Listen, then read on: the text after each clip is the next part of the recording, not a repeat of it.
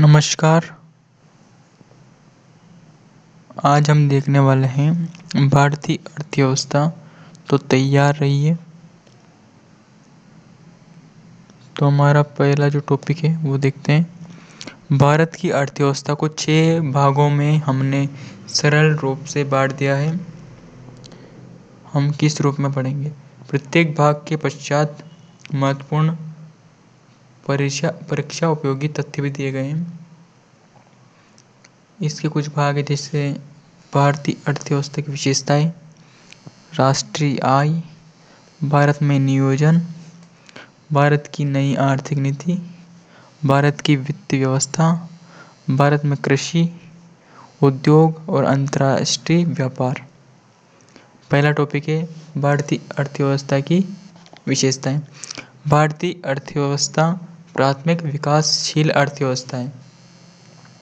यद्यपि आज भी भारतीय जनसंख्या का लगभग 52% भाग किस पर निर्भर करता है? कृषि में लगा हुआ है। जबकि सकल घरेलू उत्पाद में कृषि क्षेत्र का योगदान 14.6% है। कृषि क्षेत्र की उपरोक्त स्थिति यद्यपि अब भी संतोषजनक नहीं है, फिर भी आज़ादी के बाद इसमें पर्याप्त सुधार हुआ ही है। स्वतंत्रता पश्चात देश की आर्थिक आधारभूत संरचना भी अधिक सशक्त हुई है, मजबूत हुई है। मात्रात्मक दृष्टि से भी देश की अर्थव्यवस्था में काफ़ी सुधार हुआ है। भारत की अर्थव्यवस्था के विभिन्न पहलुओं की विशेषताओं को निम्न बिंदुओं से हम प्रदर्शित करेंगे। जैसे भारतीय अर्थव्यवस्था में ग्रामीण और कृषि पर आधारित अर्थव्यवस्था है। स्वतंत्रता के 60 वर्ष के बाद भी भारत की 52% श्रम शक्ति कृषि में लगी हुई है तथा राष्ट्रीय आय में इनका योगदान कितना है? 14.6%। इसके आधार पर कहा जा सकता है कि भारतीय अर्थव्यवस्था किसी कृषि प्रधान है। भारतीय अर्थव्यवस्था किसी मिश्रित अर्थव्यवस्था है। मिश्रित अर्थव्यवस्था यानी कि निजी क्षेत्र, प्राइवेट और पब्लिक दोनों का इसमें अस्तित्व है। भारत ने अपने स्वतंत्रता के विकास काल में मिश्रित अर्थव्यवस्था को अपनाया है। जैसे निजी अर्थव्यवस्था को किसने अपना रखा है? यूएसए ने। और पहले सार्वजनिक क्षेत्र, अब ये भी बिल्कुल सार्वजनिक क्षेत्र नहीं है, ये भी थोड़ा प्राइवेटाइजेशन की ओर जा रहा है। वो है यूएसएसआर यानी कि रूस।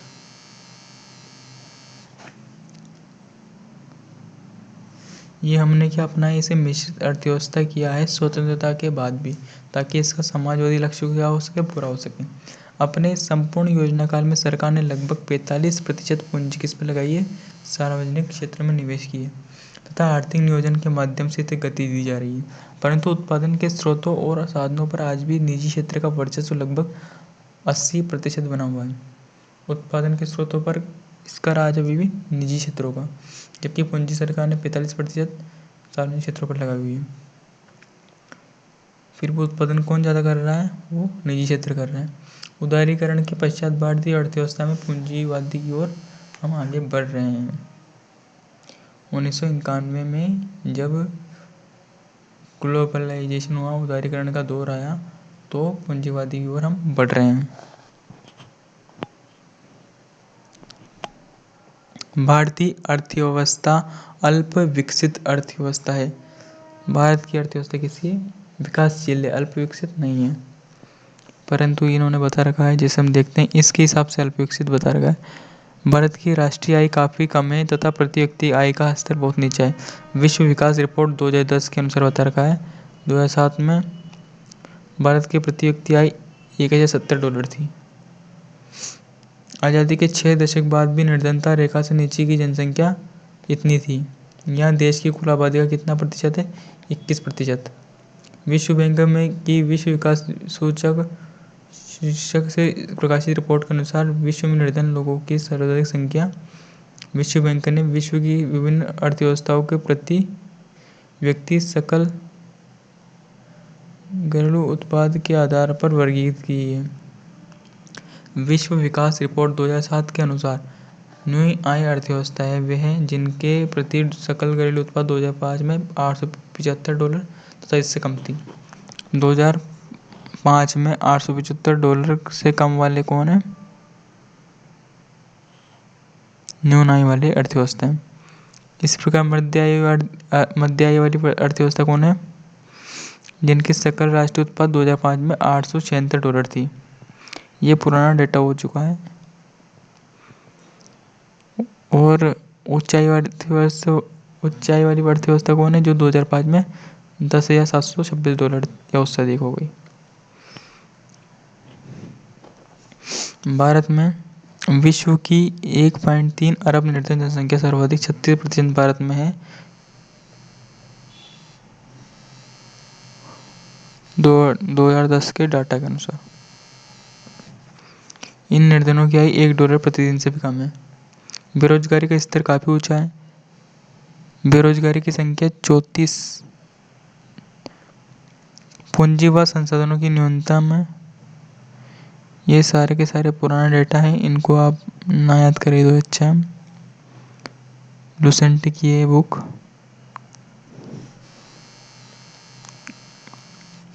इनको अलग से करेंगे।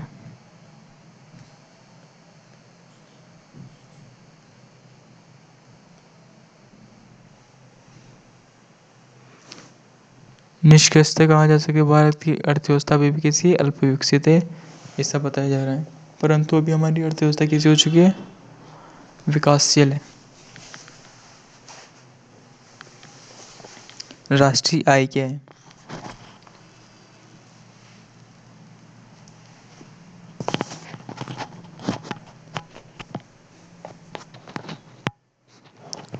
भारत की राष्ट्रीय आय और प्रति व्यक्ति आय की गणना का प्रथम प्रयास किसने किया था? दादाभाई नौरोजी ने किया था 1867-68 में। नौरोजी के आकलन के अनुसार वर्ष 1868 में प्रति व्यक्ति आय 20 रुपये थी। एक सिर्रास ने 1911 में प्रति व्यक्ति आय 49 रुपये बताई। एफ सिर्रास ने 1911 में ये बताई 49 रुपये बताई, और 1868 में 20 रुपये बताई गई थी दादाभाई नौरोजी के द्वारा। ठीक। स्वतंत्रता प्राप्ति से पूर्व इस दिशा में प्रथम आधिकारिक प्रयास किसने किया? वाणिज्यिक मंत्रालय द्वारा किया गया। राष्ट्रीय आय गणना के लिए उत्पाद पद्धति और आय पद्धति दोनों का सहारा लिया गया। उत्पाद पद्धति, इसके तहत माल और सेवाओं के शुद्ध मूल्य वृद्धि का आकलन किया जाता है। उत्पाद पद्धति का, इसके तहत माल और सेवा जो शुद्ध मूल्य वृद्धि कितनी हुई है, और इसका प्रयोग कृषि, वानिकी, पशुपालन, खनन, उद्योग क्षेत्र में किया जाता है। इसको मूल्यवर्धित पद्धति के नाम जाना जाता है। मूल्यवर्धित पद्धति के नाम जाना जाता है उत्पाद पद्धति। आय पद्धति क्या है? इसके अंतर्गत उत्पाद के घटकों के लिए किए गए भुगतानों का योग किया जाता है। उत्पादन के घटकों के लिए भुगतान जो करते हैं उनका योग शामिल इसमें। इसका प्रयोग परिवहन के लिए, प्रशासन के लिए, व्यापार के लिए, सेवा के लिए, जीडीपी के आकलन के लिए करते हैं। भारत में सांख्यिकी विभाग के अंतर्गत केंद्रीय सांख्यिकी संगठन राष्ट्रीय आय के आकलन के लिए उत्तरदायी। इस कार्य में राष्ट्रीय प्रतिशतदर्शी सर्वेक्षण संगठन केंद्रीय सांख्यिकी संगठन की सहायता प्राप्त करते हैं। NSSO और CSSO इसकी गणना करते हैं। राष्ट्रीय आय में आय से तात्पर्य अर्थव्यवस्था द्वारा पूरे एक वर्ष के दौरान जितनी भी अंतिम वस्तुएं और सेवाओं के शुद्ध मूल्य में योग होता है। इसमें विदेशों से अर्जित शुद्ध आय भी शामिल होती है। पूरे वर्ष के दौरान जो जितने भी वस्तु और सेवाओं से शुद्ध मूल्य, अंतिम शुद्ध मूल्य कमाया जाता है, और जो विदेशों से भी शुद्ध आय प्राप्त होती है, और वही राष्ट्रीय आय है। राष्ट्रीय आय एक दिए हुए समय में किसी अर्थव्यवस्था की उत्पादन शक्ति को मापती है। कितना उत्पादन हो रहा है पूरे वर्ष में, वो क्या है? राष्ट्रीय आय। भारत में राष्ट्रीय आय के आंकड़े वित्तीय वर्ष 1 अप्रैल से 31 मार्च तक आधारित हैं। 1 अप्रैल से 31 मार्च तक 1 अप्रैल से 31 मार्च 1 अप्रैल से 31 मार्च तक राष्ट्रीय आय इसके दौरान मापी जाती है। 1 अप्रैल से, अप्रैल फूल से फिर लास्ट 31 मार्च तक।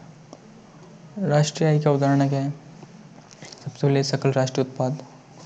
जीएनपी, ग्रोस नेशनल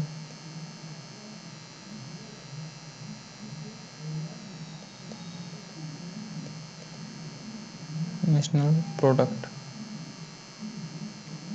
किसी देश के नागरिकों द्वारा किसी समयावधि में एक वित्तीय वर्ष में एक वित्तीय यानी 1 अप्रैल से 31 मार्च में उत्पादित कुल अंतिम वस्तुओं सेवाओं को मौद्रिक मूल्य सकल राष्ट्रीय उत्पाद कहलाता है।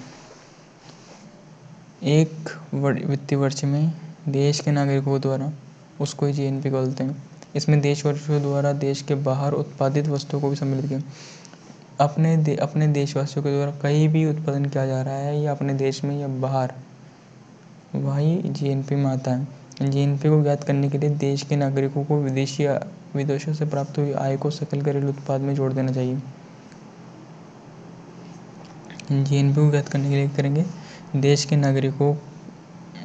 नागरिकों को विदेश से प्राप्त हुई आय को सकल घरेलू उत्पाद में जोड़ देना चाहिए।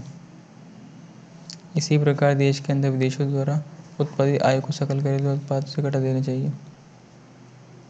जो अपने देश में विदेशियों द्वारा उत्पादित आय है ना, उनको घटा दे देंगे, तो समीकरण इस प्रकार को प्राप्त होगी। जीएनपी को ज्ञात करने के लिए अपने देश की जीडीपी उसमें जोड़ना पड़ेगा। क्या जोड़ना पड़ेगा? जो विदेशियों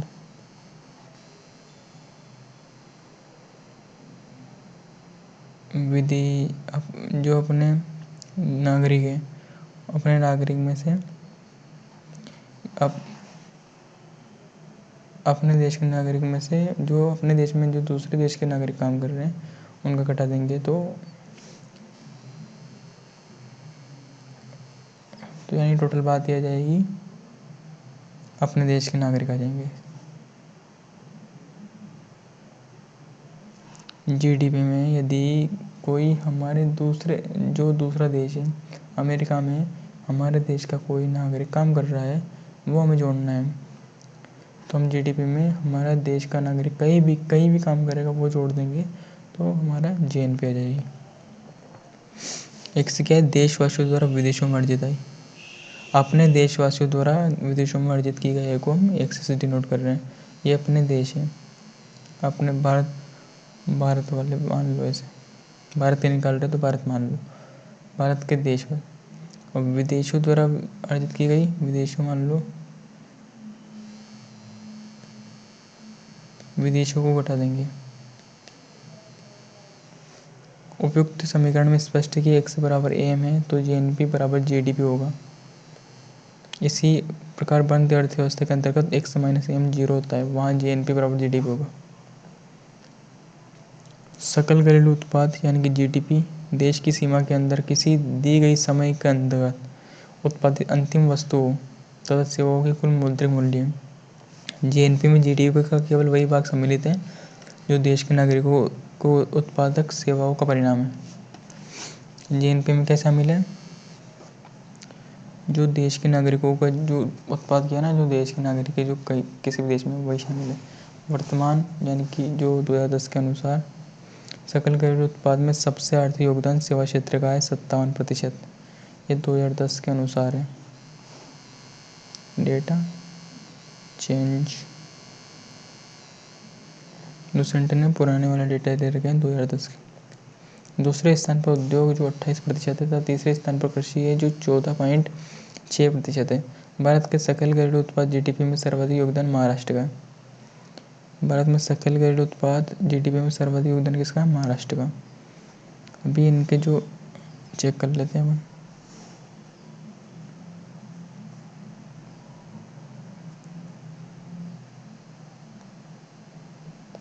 नहीं हो पाएगा, बाद में फिर देखते हैं कभी। एनएनपी क्या है? शुद्ध राष्ट्रीय उत्पाद, शुद्ध नेट नेशनल प्रोडक्ट को ज्ञात करने के लिए जीएनपी में से पूंजी स्टॉक यानी मूल्यह्रास को घटाना होता है। एनएनपी ज्ञात करना है तो क्या करना है? जीएनपी है अपने देश की ग्रोस नेशनल प्रोडक्ट में से जो मूल्यह्रास हुआ है वो घटा देंगे तो एनएनपी आ जाएगी। एनएनपी की गणना दो प्रकार से की जाती है, प्रथम वस्तुओं तथा सेवाओं की बाजार कीमतों पर तथा द्वितीय कुल उत्पादन की उत्पादन साधन लागत के रूप में। प्रथम वस्तुओं तथा सेवाओं की बाजार कीमतों पर। प्रथम वस्तु और सेवाओं की बाजार कीमतों पर भी इसकी गणना की जाती है एनएनपी की। और द्वितीय कुल उत्पादन की उत्पादन साधन लागत के रूप में। जब एनएनपी का मूल्यांकन अथवा माप साधन लागत पर किया जाता है, साधन लागत पर, फैक्टर कॉस्ट पर, तो उसे ही राष्ट्रीय आय के नाम दिया जाता है। जब एनएनपी का मूल्यांकन जो है नेट नेशनल प्रोडक्ट, इसमें से जीएनपी है, जीएनपी में से अगर हाथ घटा देंगे, जो भी डिप्रेशिएशन हुआ वो घटा देंगे तो एनएनपी आ जाएगा। और एनएनपी को जो हम फैक्टर कॉस्ट पर करेंगे, एक मार्केट प्राइस होता है। प्रथम क्या होता है, वस्तु और सेवाओं की बाजार कीमत यानी कि मार्केट प्राइस पर होता है एक तो ये तो होता ही है। और एक होता है साधन लागत पर, फैक्टर कॉस्ट पर। और यदि फैक्टर कॉस्ट पर हम एनएनपी को मापते हैं ना, तो उसे हमने क्या बोल दिया, राष्ट्रीय आय बोल दिया। क्या बोल दिया, नेशनल इनकम बोल दिया। डन। मौज भाई, मौज मारो भाई। समझ में आया होगा आपको। आवाज़ थोड़ी कम आ रही होगी क्योंकि मैं कम ही बोल रहा हूँ थोड़ा। तेज करूँ, डन।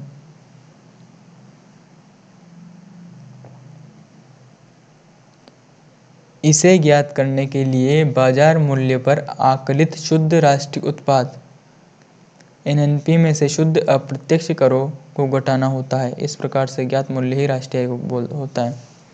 राष्ट्रीय आय ज्ञात करने के लिए बाजार कीमत पर एनएनपी यानी कि फैक्टर कॉस्ट पर एनएनपी में से जो भी कर है वो हटा दो और सब्सिडी दी जाती है ना, उनको जोड़ दो। वही क्या है, राष्ट्रीय आय है। सब्सिडी जोड़ दो। अब सबसे पहले जो मार्केट प्राइस है उनमें अप्रत्यक्ष घटा दो, अप्रत्यक्ष कर उनको घटा दो और सब्सिडी को जोड़ दो। ये राष्ट्रीय आय। भारत में राष्ट्रीय आय के अनुमान के आंकड़े केंद्रीय सांख्यिकी संगठन, जिनकी स्थापना 1951 में सीएसओ के द्वारा जारी किए जाते हैं।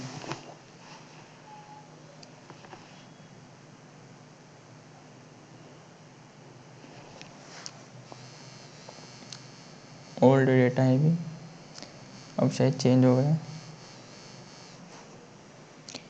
पर्सनल इनकम, यहाँ देशवासियों को वास्तव में प्राप्त होने वाली आय है, जिसे निम्न सूत्र से ज्ञात करते हैं। पर्सनल इनकम, राष्ट्रीय आय में से क्या करेंगे, निगमों का अवितरित लाभांश घटा देंगे, निगम कर घटा देंगे, सामाजिक सुरक्षा के लिए किए गए भुगतान हटा देंगे, उनमें सरकारी हस्तांतरण भुगतान जो किए वो जोड़ देंगे, व्यापारिक हस्तांतरण भुगतान जोड़ देंगे।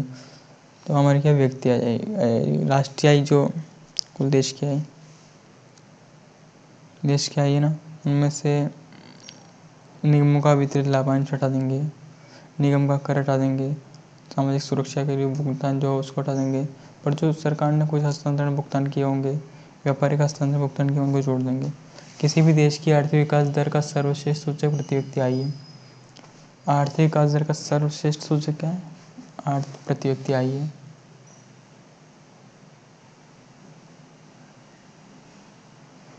आर्थिक आयोजन क्या है, उनके बारे में देखते हैं। पेंचेंज, आर्थिक आयोजन, आर्थिक आयोजन यहाँ वहाँ प्रक्रिया है जिसके अंतर्गत पूर्व निर्धारित उद्देश्यों की पूर्ति हेतु सीमित प्राकृतिक संसाधनों को कुशलतम प्रयोग किया जाता है।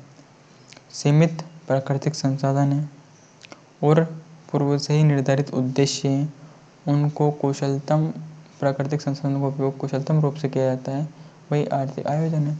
बाद में आर्थिक आयोजन के निर्धारित उद्देश्य क्या क्या है, आर्थिक समृद्धि करनी है, आर्थिक और सामाजिक असमानता को दूर करना है, गरीबी का निवारण करना है, रोजगार की अवसरों में वृद्धि करनी है। ये कुछ हमारे उद्देश्य हैं, पूर्व उद्देश्य।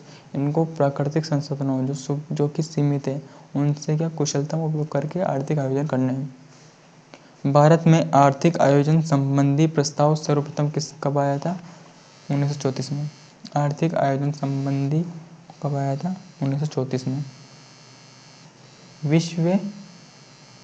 विश्वेश्वरैया की पुस्तक प्लान्ड इकोनॉमी फॉर इंडिया। रुको भाई रुको,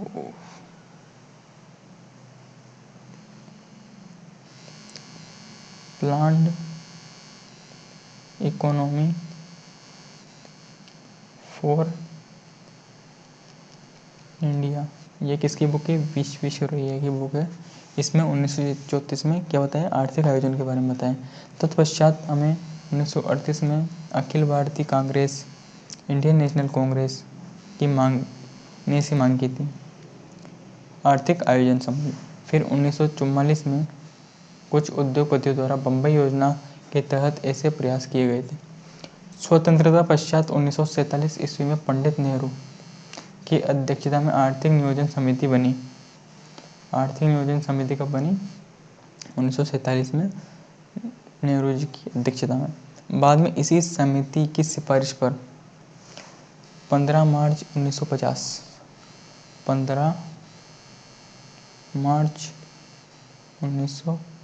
में योजना आयोग का गठन हुआ, जो कि एक गैर संवैधानिक और परामर्शदात्री निकाय था। क्या था? 15 मार्च 1950 को कौन सा आयोग बना? योजना आयोग बना। कौन सा आयोग बना? योजना आयोग बना। भारत के प्रधानमंत्री इसके प्रधान अध्यक्ष होते थे। अब नहीं रहा योजना आयोग, क्योंकि 2015 में इसको समाप्त कर दिया गया और इसकी जगह पर नीति आयोग आ गया। ये मेरा भारत की पहली पंचवर्षीय योजना कब हुई? 1 अप्रैल 1951 को हुई। भारत की पहली पंचवर्षीय योजना कब हुई? 1951 को हुई, 1 अप्रैल को। योजना आयोग कब बना? 1950 15 मार्च को। उसी के अंतर्गत पंचवर्षीय योजना लाई गई। योजना आयोग के अंतर्गत पहली पंचवर्षीय योजना 1 अप्रैल 1951 में। भारत में अब तक कितनी पंचवर्षीय योजना हो चुकी है? 10 पंचवर्षीय योजना लागू की जा चुकी है। अब तक 12 पंचवर्षीय योजना लागू हो चुकी है। 1 अप्रैल 2007 से 11वीं पंचवर्षीय योजना शुरू की गई थी और अब 12वीं पंचवर्षीय योजना भी खत्म हो चुकी है 2015 में।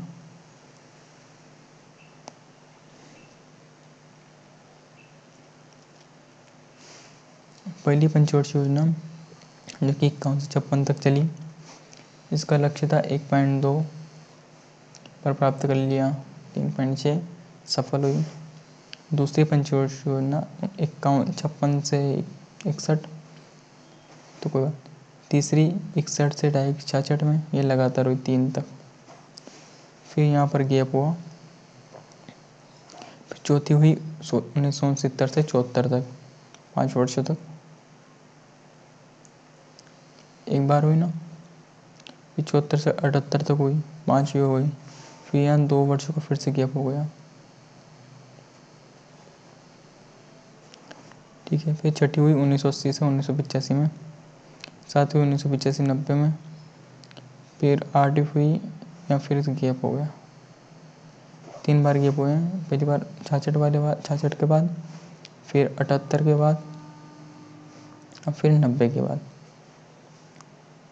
और 66 के बाद, 78 के बाद, 90 के बाद। फिर 92 97 8वीं हुई, 9वीं हुई 97 से 2002 तक, फिर 10वीं 2002 से 2007 तक, फिर 11वीं 2007 से 12 तक, फिर 12वीं हुई 2012 से 2015 तक।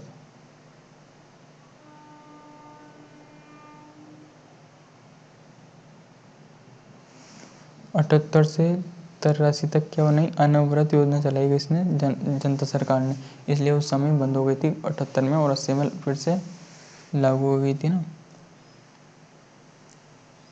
ये 5 के बाद, 5 पंचवर्षीय योजना के बाद फिर जनता सरकार आई, उसने अनवरत योजना चलाई, परंतु 1980 में कांग्रेस सरकार ने इसे रोककर 1980 में छठी पंचवर्षीय योजना शुरू कर दी। अनवरत योजना चलाई थी 1983 तक, पर उन्होंने फिर बंद कर दिया अनवरत योजना को। प्रथम पंचवर्षीय योजना के बारे में देखते हैं। इसका मुख्य उद्देश्य क्या था? अर्थव्यवस्था के संतुलित विकास की प्रक्रिया प्रारंभ करना था। इस योजना में कृषि को उच्च प्राथमिकता दी गई। यह योजना सफल रही। इसका लक्ष्य 3.6 विकास दर तक हासिल कर लिया हमने। इस योजना के अंतर्गत राष्ट्रीय आय 18% तथा प्रति व्यक्ति आय 11% की वृद्धि हुई, 18-11 की वृद्धि हुई। इस योजना काल में सार्वजनिक उद्योग के विकास की उपेक्षा की गई। इस मद मात्र 6% राशि प्राप्त खर्च की गई। द्वितीय पंचवर्षीय योजना देखते हैं। द्वितीय पंचवर्षीय योजना जो थी महालनोबिस मॉडल पर आधारित थी। पीसी महालनोबिस या समाजवादी समाज की स्थापना करना इनका मुख्य उद्देश्य था। इस योजना में देश के जीवन स्तर को ऊंचा उठाने के लिए 5 वर्षों में राष्ट्रीय आय को 25% वृद्धि करने का लक्ष्य हासिल किया गया था। 5 वर्षों में 25%, सॉरी 2.5% है ना। इसमें भारी उद्योगों व खनिजों को उच्च प्राथमिकता दी गई। इसमें सार्वजनिक व्यय 24% राशि व्यय की गई। द्वितीयक प्राथमिकता यातायात व संचार को, जिस पर 28% राशि व्यय की गई। अनेक महत्वपूर्ण वृहत उद्योग जैसे दुर्गापुर, भिलाई, राउरकेला ये लगाया है। दुर्गापुर, भिलाई, राउरकेला। तृतीय पंचवर्षीय योजना जो लगातार चली ना, उनमें तृतीय भी चली, 66 तक चली। इस योजना का उद्देश्य अर्थव्यवस्था को आत्मनिर्भर बनाना था। यह योजना अपने लक्ष्य 5.6 की वृद्धि दर को प्राप्त करने में असफल रही। यहाँ सिर्फ 2.5 वृद्धि दर ही प्राप्त कर सकी। यह तीसरी असफल हुई। इस योजना में कृषि व उद्योग दोनों को प्राथमिकता दी गई। इस योजना में असफलता का कारण था उस समय भारत चीनी उद्योग की कब हुआ था, 1962 में हुआ था ना, वही देख लो आप। 1965 में हुआ था भारत पाक युद्ध, ये वो हुआ था, सूखा भी आ गया था। फिर योजना अवकाश आ गया था 1966 से 67 तक, 68 से 69 तक, 69 में चली गई योजना। 3 वर्षों की योजना तैयार की गई। इस अवकाश अवधि में कृषि तथा संबद्ध क्षेत्र उद्योगों को समान प्राथमिकता दी गई। योजना अवकाश का प्रमुख कारण भारत पाक संघर्ष था और सूखा भी इसका कारण था। फिर चतुर्थ पंचवर्षीय योजना 69 से 74 तक।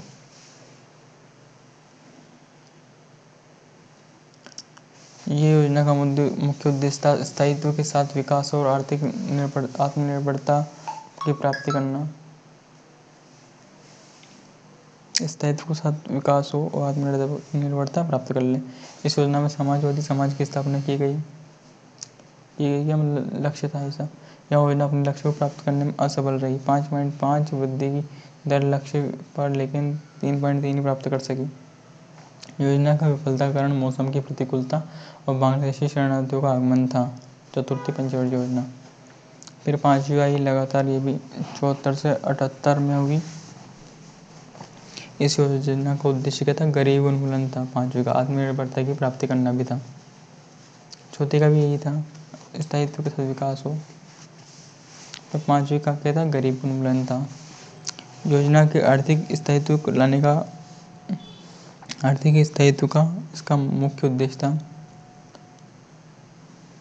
इस योजना में 20 सूत्री कार्यक्रम 1975 की शुरुआत की।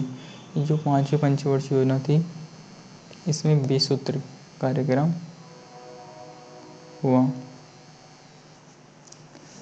योजना के दौरान विकास लक्ष्य प्रारंभ में 5.5 वार्षिक वृद्धि रखी, परंतु बाद में इसे संशोधित कर 4.4 वार्षिक कर दी गई। इस योजना में पहली बार गरीबी तथा बेरोजगारी पर ध्यान दिया गया। 5वीं पंचवर्षीय योजना में सर्वोच्च प्राथमिकता कृषि को दी गई। तत्पश्चात उद्योग और खनिजों के क्षेत्र को दी गई। यह योजना सामान्यतः सफल रही, परंतु गरीबी तथा बेरोजगारी में विशेष कमी नहीं हो सकी। जनता पार्टी शासन द्वारा इस योजना को 78 में ही समाप्त कर दिया गया। फिर 78 से 80 तक कोई योजना नहीं हुई। फिर छठी पंचवर्षीय योजना आई। इस योजना का प्रारंभ रोलिंग प्लान 78 से 83 जो जनता पार्टी सरकार द्वारा बनी गई थी, उसको समाप्त कर की गई है। ठीक है, पहले देखते हैं जो पहली बार रुकावट आई थी वो किसकी वजह से आई थी। प्रथम तो हो गई डन, दूसरी भी हो गई थी मान लो उस मॉडल के आधार पर, तीसरी भी हो गई आत्मनिर्भर बनाने के लिए। पर जो योजना अवकाश आ गया किसकी वजह से, भारत पाक संघर्ष हुआ था, उसके चक्कर में तीसरी पंचवर्षीय योजना के बाद ये आ गया था, ब्रेक आ गया था। ये 5वीं के बाद छठी में क्यों ब्रेक आया, क्योंकि जो जनता पार्टी की सरकार आई थी उन्होंने कोई सी योजना आई थी, अनवरत योजना। ठीक है, रोलिंग प्लान बोल दो उनको। फिर देखते हैं छठी का क्या था। इसका उद्देश्य था गरीब उन्मूलन और रोजगार में वृद्धि करना। गरीबी उन्मूलन किसका उद्देश्य? गांधी का भी था। और छठी का रोजगार में वृद्धि करना था। छठी पंचवर्षीय योजना पहली बार गरीबी उन्मूलन पर विशेष ध्यान दिया छठी में। छठी में भी गरीबी उन्मूलन पर ध्यान दिया गया। बेरोजगारी पर और गरीबी पर इसमें भी ध्यान दिया था। पांचवें में योजना में विकास का लक्ष्य 5.2% वार्षिक दर रखा गया। सफलतापूर्वक 5.4 वार्षिक दर यह सफल योजना हुई। छठी इस योजना के दौरान समन्वित ग्रामीण विकास कार्यक्रम जैसे महत्वपूर्ण कार्यक्रम शुरू किए गए। फिर सातवीं पंचवर्षीय योजना के बिना किसी परेशानी के 85 से 90 तक रही। 5 साल तक कार्यकाल होता था सभी पंचवर्षीय योजना का। जैसे समग्र रूप से उत्पादकता को बढ़ाने के लिए, रोजगार के अधिक अवसर जुटाने के लिए, साम्य न्याय व आधारित सामाजिक प्रणाली की स्थापना करने के लिए, सामाजिक आर्थिक असमानता को प्रभावी रूप से कम करने के लिए, देशी तकनीकी विकास को सुदृढ़ करने के लिए योजना में सकल उत्पादन 5% वृद्धि दर का लक्ष्य रखा गया। वास्तविक वृद्धि दर कितनी हो गई? 5.8% रही। तो यह सफल योजना रही। ये कौन सी सातवीं पंचवर्षीय योजना? योजना में प्रति व्यक्ति आय 3.6% वृद्धि की दर वृद्धि हुई। इस योजना में योजना परिपक्वता की दृष्टि से पहली बार निजी क्षेत्रों को सार्वजनिक क्षेत्रों की तुलना में वरीयता दी गई। निजी क्षेत्रों को सातवीं पंचवर्षीय योजना में और वरीयता मिली। इसी योजना में जवाहर रोजगार योजना जैसी महत्वपूर्ण रोजगार परक योजना प्रारंभ की। जवाहर रोजगार योजना किसमें हुई? सातवीं पंचवर्षीय योजना 85-90। फिर 90 से 85 से 90 हो रही ना, 90 से 92 तक ब्रेक आ गया था। फिर 8वीं पंचवर्षीय योजना आई। इस योजना में सर्वोच्च प्राथमिकता मानव संसाधनों का विकास करने के लिए की गई। 8वीं पंचवर्षीय योजना में मानव संसाधन का विकास करने के लिए जोर दिया गया। रोजगार, शिक्षा व जन स्वास्थ्य को दिया गया बल। इसके अतिरिक्त आधारभूत ढांचे का सशक्तिकरण तथा शताब्दी के अंत तक लगभग पूर्ण रोजगार की प्राप्ति का लक्ष्य बनाया गया। यह योजना सफल योजना रही तथा 5.6% वार्षिक वृद्धि की दर से लक्ष्य ज़्यादा से ज़्यादा 6.7% वार्षिक वृद्धि की दर हुई।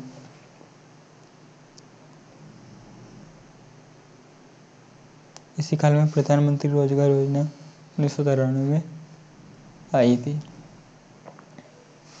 आधारभूत ढांचे पर इसमें बल दिया। मानव संसाधन का विकास किया। 8वीं पंचवर्षीय योजना में सब कुछ उद्देश्य था उनका। 9वीं पंचवर्षीय योजना जो 97 से 2002 तक रही। 9वीं पंचवर्षीय योजना में सर्वोच्च प्राथमिकता न्यायपूर्ण वितरण एवं समानता के साथ विकास को दिया गया।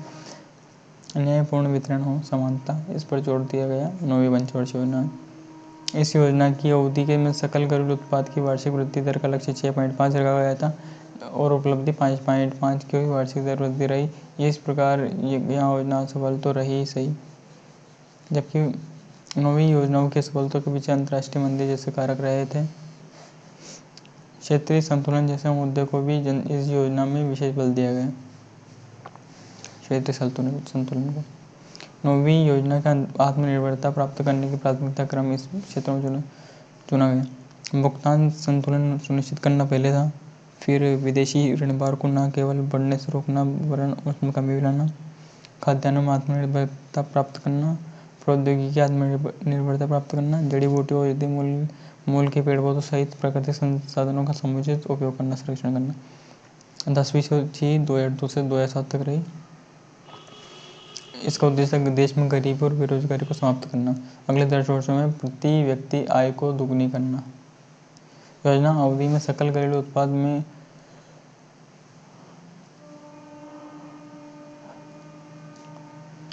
योजना अवधि में सकल घरेलू उत्पाद में 8% की वृद्धि का लक्ष्य रखा गया। योजना के दौरान प्रतिवर्ष 7.5 अरब डॉलर के प्रत्यक्ष विदेशी निवेश का लक्ष्य रखा गया।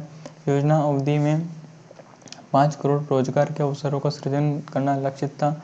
इसके अतिरिक्त सन 2007 में तथा योजना के अंत साक्षरता 75%, शिशु मृत्यु दर 45% प्रति हजार, इससे कम करने का लक्ष्य रखा गया।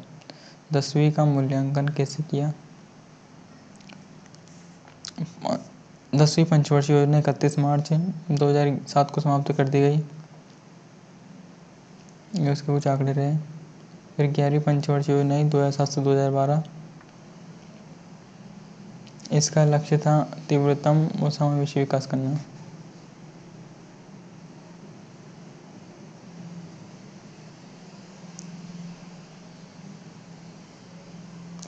7 वर्ष से अधिक आयु वर्ग में साक्षरता दर को बढ़ाकर 85% कर दी। ये कुछ फैक्ट दिए गए हैं जो कि पुराने हो चुके हैं, ये देखते हैं फिर। भारत में गरीबी तथा बेरोजगारी उन्मूलन से संबंधी योजनाएं कौन कौन सी? मरुभूमि विकास कार्यक्रम का हुआ 1977 से 78। मरुभूमि विकास कार्यक्रम 1974 से 78 तक कौन सी पंचवर्षीय योजना चली? 5वीं पंचवर्षीय योजना 74 से 78 तक देख लीजिए। ये 74 से 78 तक कौन सी 5वीं पंचवर्षीय योजना चली, ठीक है। और उससे 5वीं काम के बदले अनाज कार्यक्रम दिए गए। अंत्योदय योजना कार्यक्रम उसी में 5वीं पंचवर्षीय योजना में। ट्राइसेम ये उसमें जब प्रेगा आया गया था ना, अनुव्रत योजना आई थी उस समय। फिर एकीकृत ग्रामीण विकास कार्यक्रम 80 में हुआ। द्वारका ये 1985 में हुआ, 6ठी पंचवर्षीय योजना में। जवाहर रोजगार योजना 7वीं में हुआ।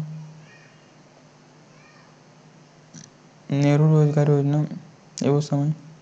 10 लाख कुआं योजना ये भी 7वीं पंचवर्षीय योजना। इंदिरा आवास योजना ये भी 7वीं में। प्रधानमंत्री रोजगार योजना ये बाद में आई 90 से 95 यानी कि 8वीं पंचवर्षीय योजना में। रोजगार आश्वासन ये भी 8वीं पंचवर्षीय योजना में। स्वर्ण जयंती शहरी रोजगार योजना ये 9वीं पंचवर्षीय योजना है। स्वर्ण जयंती ये जो स्वर्ण जयंती जो है ये किसमें आई? 9वीं में, 9वीं पंचवर्षीय योजना में। जवाहर ग्राम समृद्धि योजना, जवाहर जयंती ये जो भी। फिर 10वीं में आई है प्रधानमंत्री ग्रामोदय योजना, 10वीं पंचवर्षीय योजना में। अन्नपूर्णा योजना 2000 में आई। जन श्री बीमा योजना 2000 में, यानी कि 10वीं योजना में, ठीक है ना।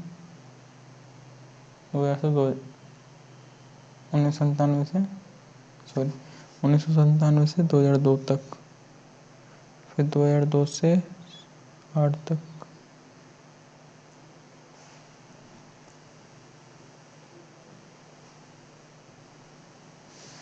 2007 से 12 तक, 2007 तक रही है।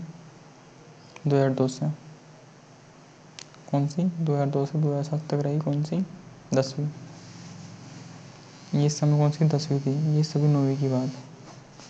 आश्रय बीमा योजना और जेपी रोजगार गारंटी योजना। भारत निर्माण कार्यक्रम 2005 में। राष्ट्रीय ग्रामीण रोजगार गारंटी योजना 2006 में। राष्ट्रीय ग्रामीण रोजगार कार्यक्रम।